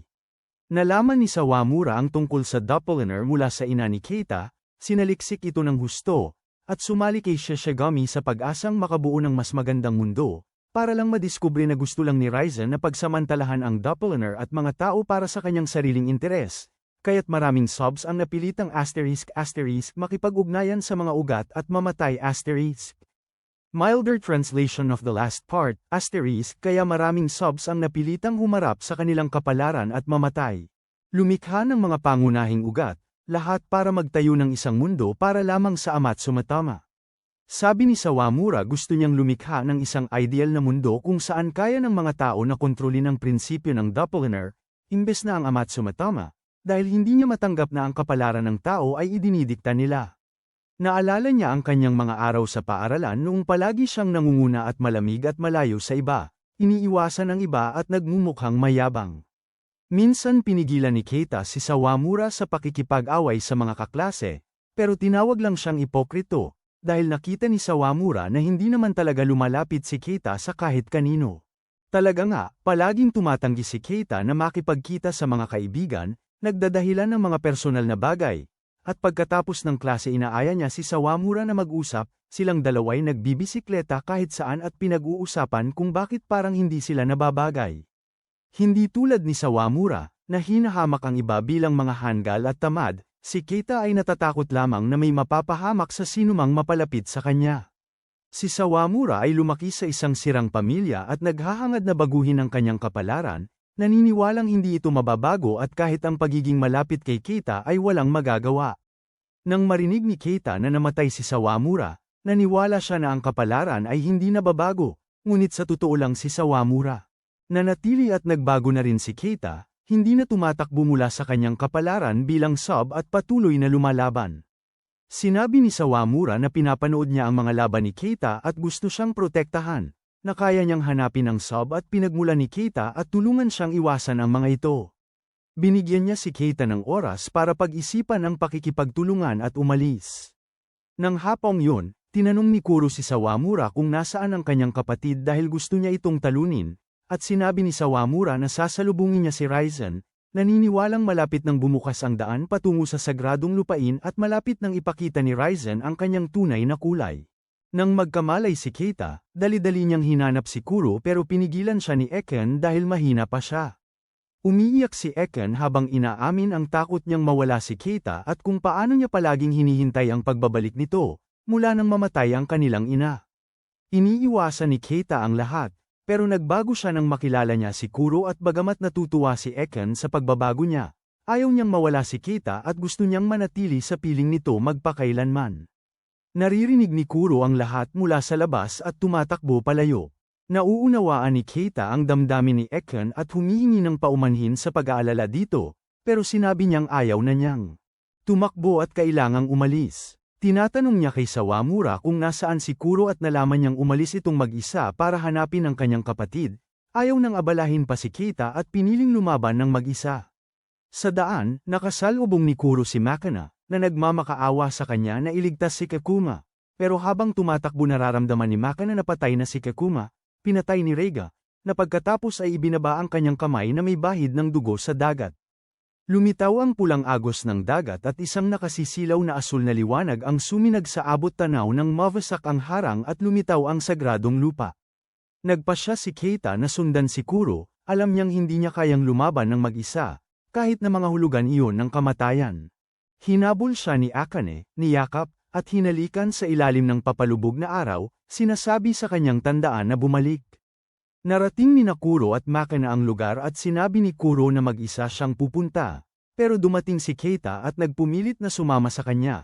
Inaaliw siya at sinasabing pwede siyang magpasalamat pagkatapos ng lahat. Binabalaan ni Sawamura si Akane na huwag umalis dahil siya ang alalay ni Yuki, ang anak ng chairman ng Kainoji, at mapapahamak siya kung matuklasan. Narating ni Kuro at Keita ang isla na may sagradong bato at nakaharap si Raizen. Pagkakita sa kanya, agad na naghanda si Kuro para lumaban. Sa loob ng hotel, ikinakabit ang mga pangunahing ruta sa mga makinang sumisipsip ng kanilang Terra, habang sina Sawamura at Reiga ay patungo sa isla sa pamamagitan ng bangka. Kinumprante ni Kuro si Raizen tungkol sa pagpatay sa kanilang ina at pagsira sa mundo. Nanunumpang hindi siya mapapatawad, ngunit tinuya siya ni Raizen dahil ang kasama niya ay isa lamang sub. Inutusan niya siyang umalis, ngunit agad siyang nakipag-isa kay Keita at sumugod, naglilipat ng Terra si Keita para payagan ang isang malaking palakol na lumikha ng isang napakataas na haligi ng apoy. Gayunpaman hinarang ito ni Raizen ng walang kamay at tinabig siya ng walang awa. Patuloy na umaatake si Kuro at ginulat si Raizen dahil lumalaban pa rin siya pagkatapos gumamit ng Exceed, ngunit ang kanyang ikalawang Exceed ay nasupil, kaya napilitan si Keita na gamitin ang 1,000 para iligtas siya. Madaling nadaig ni Raizen ang dalawa, at kahit kaya pang lumaban ni Kuro, naubos na ang Terra ni Keita dahil sa himala ng isang sub na kumokontrol at mabilis na naglilipat ng Terra na labis siyang pinapagod. Hinihimok ni Keita si Kuro na ipagpatuloy ang laban, ngunit natatakot siya na baka mamatay siya, hanggang sa pinaalala ni Keita sa kanya kung bakit siya naparito sa mundong ito, at ang kanilang mga katawan ay nagliwanag habang ang kanyang Terra ay dumaloy sa kanya. Tumanggi si Kuro na lumaban pa dahil ayaw niyang mamatay si Keita, at kinilala ni Raizen si Keita bilang isang tunay na kasama sa halip na isang mangmang. Kumakapit si Kuro kay Keita habang umiiyak habang tinatanong ni Raizen kung gusto niyang mamatay doon, pero dumating sina Yakumo, Riona, Steiner, at ang iba pa, at sinenyasan sila ni Excel na umatras dahil nanganganib ang buhay ni Keita, iniiwan ang laban kay Steiner at sa kanyang kasama. Lumalapit ang bangka ni Sawamura, pero hinihintay niya na mapalaya ang kapangyarihan ng sagradong bato, at mabunyag ang lihim nito. Nagkaisa sina Steiner at Excel at naglaban kay Raizen, ang kanilang laban ay nagdulot ng mga alon na sum-air sa lupa, parehong manlalaban na gumagalaw sa napakabilis na bilis. Tumanggap ng mabigat na suntok si Raizen at muntik ng matamba, at kahit na itinuloy ni Steiner ang atake, lumakas ang laban, marahas na yumanig ang tunnel. Inilabas ni Yakumo si Keita, ngunit napaligiran sila ng tribal end, na tinalo ni Yakumo mag-isa matapos makipag-isa kay Riona. Sa loob, gumamit si Steiner ng mga Exceed clone at sa wakas ay nagpakawala ng isang pangwakas na atake, ngunit bumangon muli si Raizen, humingi ng paumanhin sa pagpapanggap na bumagsak, at nagpakawala ng isa pang malaking atake na pumutok sa hexa wall ni Excel. Habang nasa Syra ang harang, sumugod si Steiner sa alikabok at ang kanilang huling pagtutunggali ay nagpalipad sa kanila pareho. Sa labas, dinala ng isang Steiner clone ang malubhang nasugatang si Excel sa ligtas na lugar, isinakripisyo ni Steiner ang sarili niya para iligtas ang kanyang kasama. Inabot ni Excel, nagmamakaawa na huwag siyang iwanan mag-isa. Ngunit ipinikit ni Steiner ang kanyang mga mata nang walang pagsisisi matapos makipaglaban sa isang karapat-dapat na kalaban. Bumangon si Ryzen, ipinatong ang kanyang kamay sa banal na bato, at biniyak ito habang sumiklab ang pulang ilaw, ngunit agad siyang napigilan ng isang nagliliyab na espada nang dumating sina Riga at Sawamura. Ibinunyag ni Riga na isa siyang nakaligtas sa angkan na winasak ni Ryzen at pinatay si Kakuma para makaganti. Inamin ni Sawamura ang kanyang pagkadismaya sa paniniwalang hinahangad ni Ryzen ang isang ideal na mundo gayong para lamang ito sa mata't sumatama. Pumutok ang sagradong bato sa liwanag habang ipinapaliwanag ni Sawamura na ang pinalabas na Terra ay mahihigop sa nilalang na may pinakamaraming Terra, babaluktutin ang espasyo at panahon at bubuo ng isang black hole, na maisasara lamang kung ang nilalang na yun ay lalamunin, partikular na si Ryzen. Binigkas ni Ryzen ang kanyang huling mga salita bago siya higupin ng black hole, na sumabog ng malakas at nag-iwan lamang ng malawak na kawalan. Mula ngayon, ang mundo ay pamamahalaan ng mga may kapangyarihan. Ang Kainoji Corporation ay naglalabas ng mga smartphone at palihim na naglalagay ng mga aparato na sumusukat ng Terra. Para masubaybayan ang dami ng Terra sa mundo, patuloy nilang itinutulak ang proyekto ng paglikha ng ugat. Kailangang isakripisyo ang ilang sub para lumikha ng mga Master Root, at para kay Sawamura, ito ay kinakailangang sakripisyo para sa mas magandang kinabukasan. Ayon sa mga ulat, ang pagdami ng mga Master Root ay nagpapataas ng kita ng korporasyon at nagpapatatag sa posisyon nito sa Japan. Gumagastos sila ng napakalaking halaga para tratuhin ng maayos ang mga Master Root, para kontrolin ang kapalaran ng sangkatauhan at unti-unting baguhin ang mundo para mawala ang kahirapan at digmaan. Pagkatapos ay iniutos ni Noble One ang ganap na pag-atres sa kabila ng paghahanda ng mga plano para lusubin ang Kainoji.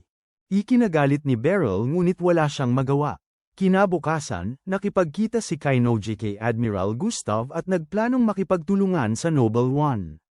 Sa harap ay nagkamayan sila, ngunit sa likod ay nagsiraan. Nang hapon ding yun, sumakay si Sawamura kasama si Yuki para dumalo sa isang party para makuha ang Royal Bank. Sinabi ni Sawamura na nahuli niya na ang pinagmulan ni Yuki at inasikaso na ang pagkamatay ng mga natitirang tauhan, kaya pwede na siyang tumayo sa entablado nang walang alalahanin. Gayunpaman, naniniwala si Yuki na hanggat hindi siya nagiging isang dalubhasang pinuno, hindi siya kikilalanin ng kanyang ama.